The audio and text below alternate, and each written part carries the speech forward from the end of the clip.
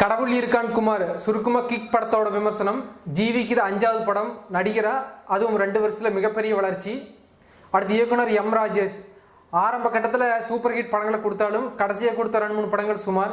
அதனால் இந்த படத்து மூலியமாக ஹிட் கொடுக்கணும் அப்படிங்கிற கட்டாயத்தில் இருக்கிறாரு. இந்த படத்தில் பார்த்தீங்கன்னா இசை ஜிவி பிரகாஷை அமைச்சிருக்கிறாரு. பேக்ரவுண்ட் ஸ்கோர் பார்த்தீங்கன்னா இந்த படத்துக்கு என்ன தேவையோ அதை கொடுத்துக்கிறாரு. பாட்டு பார்த்தீங்கன்னா விசுவலாக இருக்கட்டும் ஆடியோவாக இருக்கட்டும் பார்த்தீங்கன்னா நல்லா ரசிக்கிற மாதிரி கொடுத்துக்கிறாரு. அடுத்து பார்த்தீங்கன்னா இந்த படத்தில் முக்கியமான கேரக்டர், இந்த படத்தை பார்த்தீங்கன்னா செகண்ட் ஹீரோ மாதிரி அப்படின்னு சொல்கிற கேரக்டர் பார்த்தீங்கன்னா ஆர்ஜே பாலாஜி.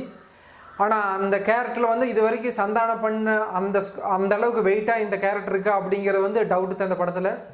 ஏன்னா அவர் அடிக்கிற காமெடியெல்லாம் பார்த்தீங்கன்னா நம்ம ஏற்கனவே வாட்ஸ்அப்போ ட்விட்டர் ஃபேஸ்புக்லேயே பார்த்த காமெடி மாதிரியே இருக்குது. சிரிப்பு வந்து நம்மளுக்கே லிமிட்டடாக தான் வருது. எல்லா சீனுமே எல்லாம் மறந்துட்டு சிரிக்கிற மாதிரி எந்த சீனுமே கிடையாது. அடுத்து ஹீரோயின் பார்த்தீங்கன்னா நிக்கி கல்ராணி, ஆனந்தி 2 பேர்த்துக்குமே ரொம்ப லிமிட்டடான சீன்ஸ் மட்டும்தான். கைலானந்தி கொஞ்சம் ஜாஸ்தியான சீன்ஸ் அவ்வளோ. மற்றபடி பார்த்தீங்கன்னா அவங்களுக்கு பயங்கர ஸ்கோப்போ இல்லை இதுக்கு முந்தின படங்கள் எம் ராஜேஷ் படங்கள் ஹீரோயினுக்கு கொடுத்த முக்கியத்துவம் இந்த படத்தில் அவங்களுக்கு இல்லை. இது வந்து காமெடி சேனல் அப்படிங்கும்போது பார்த்தீங்கன்னா அதில் வைக்கிற விஷயங்கள் வந்து ரொம்ப லிமிட்டடாக தான் இருக்குது.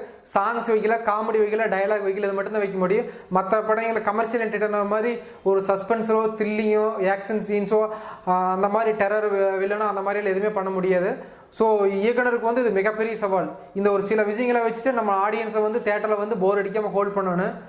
பட் இந்த படத்தில் என்னென்னா கண்டிப்பாக அதை மிஸ் பண்ணிக்கிறார் அப்படின்னு தான் சொல்லணும். ஏன்னா காமெடி பார்த்தீங்கன்னா நம்ம ஏற்கனவே ஃபேஸ்புக்கோ அல்லது ட்விட்டர் அல்லது வாட்ஸ்அப் இதில் பார்த்த நிறைய காமெடிகள் மாதிரியே தான் வருது. அதோட ஸ்பூஃப் தான் இருக்குது.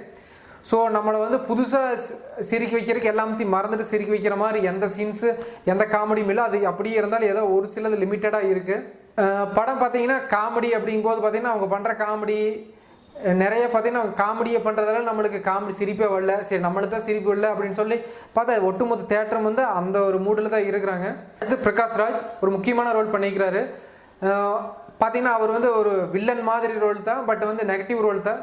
பட் இருந்தாலும் வந்து ஒரு டெரராக அல்லது பயங்கரமாக காமிக்காமல் ஒரு காமிக் வில்லனாக காமிச்சிக்கிறாங்க. அவருக்கு அசிஸ்டண்ட்டாக பார்த்தீங்கன்னா 2 பேர், சிங்கமொழி அண்ட் ரோபோ சங்கர். அவங்களும் வந்து ஒரு காமெடி கேரக்டர் தான். பட் இருந்தாலும் அந்த காமெடி கேரக்டர் வந்து எந்த அளவுக்கு ஒர்க் அவுட் ஆகிக்கிறது அப்படிங்கிறது வந்து ரொம்பவே டவுட்டான விஷயந்தான். ஏன்னா நம்மளுக்கு பெருசாக வந்து சிரிப்பு வர வைக்கிற மாதிரி சீன்ஸே கிடையாது. அது இந்த படத்துக்கு மிகப்பெரிய மைனஸ். மனச சக்தி பாஸ்ங்கிற பாஸ்கரன் இந்த மாதிரி ஒரு எதிர்பார்ப்பு போனீங்கன்னா கண்டிப்பாக உங்களுக்கு ஏமாற்றம் தான் கிடைக்கும். ஏன்னா அந்தளவுக்கு இதில் வந்து காமெடி அப்படின்னு ரசிக்க வைக்கிற அளவுக்கு படம் இல்லை. நீங்கள் எதுவுமே யோசிக்காமல் போனீங்கன்னா just one time watchable time pass மூவின்னு சொல்லலாம். படம் பார்த்துட்டு வெளியே வரும்போது சிரிச்சுட்டு அதையெல்லாம் அப்படியே ஃபுல்லாக மறந்துட்டு வந்துடலாம். அவ்வளோதான் இந்த படத்தில் இருக்குது. One time watchable.